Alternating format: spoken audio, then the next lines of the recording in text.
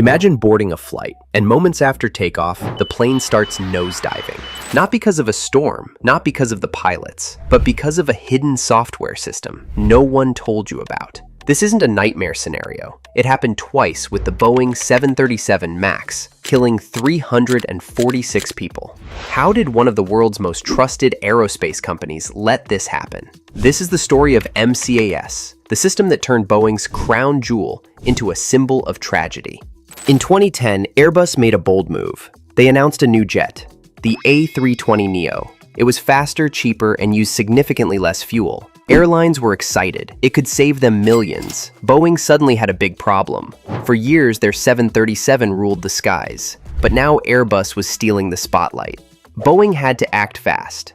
They had two choices: build a brand new plane, which could take 10 years and billions of dollars, or take the old 737 and just upgrade it. They chose speed. In 2011, Boeing announced the 737 MAX. It would have better fuel efficiency and be ready in 6 years. Best of all, they promised airlines it would fly so similarly that pilots wouldn't need new training. But there was a hidden cost. To save fuel, Boeing added bigger engines. But the 737 wasn't built for that. The new engines didn't fit under the wing, so engineers moved them forward and higher. That changed how the plane flew. It now tended to tilt upward too much. So Boeing added something called MCAC, a software system that would automatically push the nose down if it thought the plane was climbing too steeply. On the surface, it looked like a smart fix. But there was one major problem. MCAS relied on just one sensor. If that sensor provided incorrect information, the system could cause the plane to dive. Boeing was under massive pressure. Their biggest customer, Southwest Airlines, had already ordered 150 planes, and Boeing promised the 737 MAX would be ready by 2017. Behind the scenes, engineers felt rushed. Some even warned that the design might not be safe. But those warnings didn't stop the launch. The MAX was too important. The single-aisle jet market made up 70% of all plane sales. Boeing couldn't afford to lose ground to Airbus. By 2016, the first 737 MAX rolled out. Boeing called it their best plane ever. Airlines loved that they didn't need to retrain their pilots, but that decision, the one to skip simulator training, would soon have tragic consequences. No one knew it yet, but the 737 MAX had a deadly flaw. A flaw was hidden in its software. In their race to beat Airbus, Boeing made a choice, and the world would pay the price. Boeing added MCAS to the 737 MAX to correct a new problem. The plane's larger engines made it more likely to pitch upward, especially during takeoff. MCAS was supposed to fix that by automatically pushing the nose down if it sensed too steep a climb. On paper, it seemed like a smart solution. In reality, it was terrifying. The system could override the pilots. They were battling a force they didn't even know existed. There was no warning saying MCAS is active. Just vague alerts. After the Lion Air Flight 610 crash, many pilots admitted they'd never even heard of MCAS. Only then did the truth start to surface. Inside Boeing, some engineers raised concerns. One test pilot said the system was egregious. But Boeing made no changes. They were in a race with Airbus and couldn't afford to fall behind. To avoid extra safety checks, Boeing told regulators MCAS was a minor update. The FAA accepted that. One Boeing pilot, Mark Faulkner, tested the system, but his warnings went ignored. So when Ethiopian Airlines Flight 302 went down, it was the same pattern. By the time Boeing fixed the software, the damage was done. 2 crashes, hundreds dead, and a reputation for safety was shattered in front of the world. It was supposed to be a routine flight. Lion Air Flight 610 took off from Jakarta on October 29, 2018. A brand new Boeing 737 MAX, just 800 hours in the air. 13 minutes later, it was gone. The jet plunged into the Java Sea, killing all 189 people on board. At first, no one had answers, but the investigation uncovered something chilling. A small sensor outside the plane gave bad data. It told the computer the nose was too high.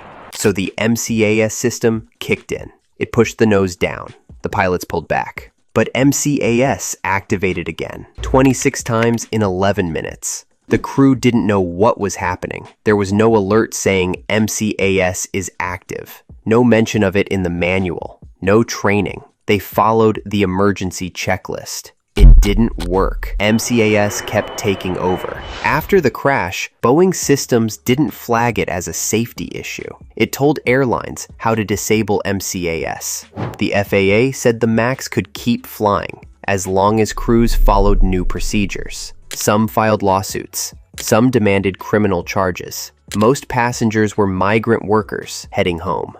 Their families wanted justice. But Boeing changed nothing. Indonesia's report blamed poor maintenance, Boeing's secrecy, and weak oversight. Boeing stood by the MAX, said it was safe. 5 months later, it happened again.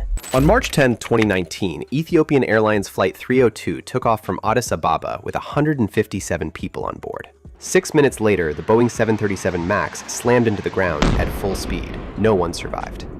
It was the second deadly crash involving the MAX in just 5 months. The cause? MCAS. Just like with Lion Air, a single faulty sensor gave bad data. MCAS believed the nose was too high, so it forced the plane downward. This time, the world didn't wait. Within 24 hours, China grounded its entire MAX fleet. Europe, Australia, and others followed, but the FAA insisted the plane was safe. For 3 days, the US stood alone. Critics accused the FAA of being too close to Boeing. Behind the scenes, Boeing had already been working on a fix since the Lion Air crash, but it still wasn't ready. And now, the truth was leaking out. For the first time in history, countries grounded a US-certified plane before the FAA did. Trust in American aviation oversight collapsed. Canada released satellite data showing the same flight pattern in both crashes. The evidence was impossible to ignore. Boeing's reputation fell apart. Airlines canceled orders. MAX jets were grounded. Billions were lost. Families sued. Congress launched an investigation. The MAX was grounded for 20 months. Flights canceled, production stopped. The message was clear. This wasn't a fluke. It was a system built to fail. The crisis ended up costing Boeing more than $20 billion. At the center was CEO Dennis Muilenburg. He focused on software fixes but ignored the bigger problem. One engineer, Ed Pearson, said he warned Boeing leadership about serious factory issues, but no one listened.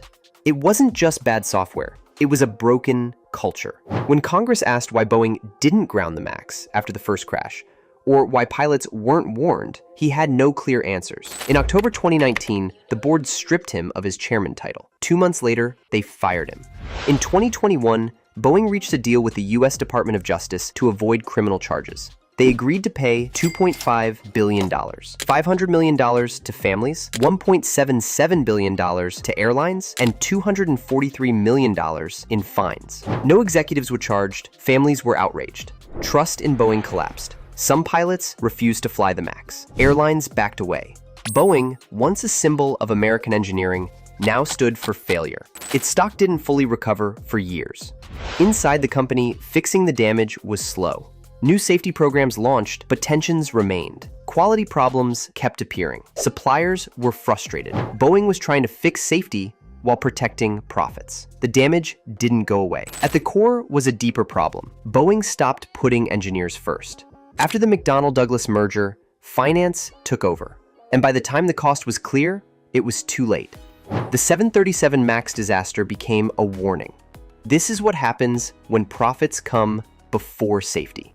In January 2024, Boeing was hit with another nightmare. Alaska Airlines Flight 1282 had just reached 16,000 feet when part of the plane suddenly ripped open. A door plug, meant to cover an unused emergency exit, blew out with explosive force. Oxygen masks dropped.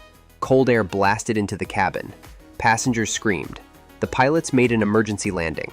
No one died. But the hole in the side of the Boeing 737 MAX 9 raised a terrifying question. How did this even happen? The investigation moved fast. 4 bolts were supposed to hold the door plug in place. All 4 were missing. No documentation, no proof they were ever reinstalled after maintenance. Other airlines checked their MAX 9s. They found loose parts too. This wasn't a one-time mistake. It looked like a deeper manufacturing problem. The FAA didn't wait. They grounded all MAX 9s for inspection and launched a full audit of Boeing's production lines. What they found was alarming. Bad record keeping, poor quality checks, and missing approval documents. Boeing couldn't prove design changes to the door plug were even signed off, and this was a part meant to seal passengers inside the plane. As the technical review continued, legal pressure exploded. The Justice Department and FBI opened criminal investigations. The SEC began probing whether Boeing misled investors about safety. Boeing was already under a 2021 deal to avoid prosecution. That agreement was now in jeopardy. Whistleblowers stepped forward again. Lawyers said more than 10 insiders were ready to speak. They claimed problems at Boeing were still being hidden. In March 2024, CEO Dave Calhoun said he would step down. He claimed Boeing needed new leadership.